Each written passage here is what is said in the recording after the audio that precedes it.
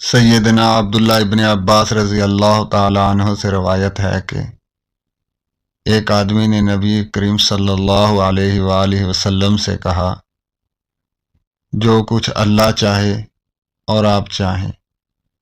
آپ صلی اللہ علیہ وآلہ وسلم نے اسے فرمایا، کیا تو نے مجھے اللہ تعالیٰ کے ساتھ شریک کر دیا ہے؟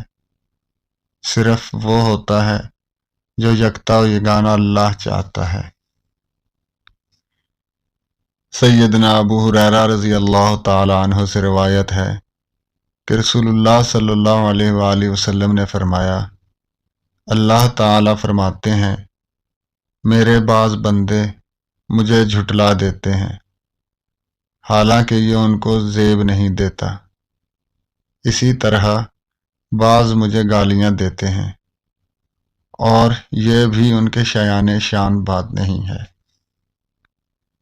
مجھ اللہ کو جھٹلانے کی صورت یہ ہے کہ بندہ کہتا ہے، جس طرح اللہ نے ہمیں پہلی دفعہ پیدا کیا، وہ اس ہی طرح ہمیں دوبارہ پیدا نہیں کرے گا۔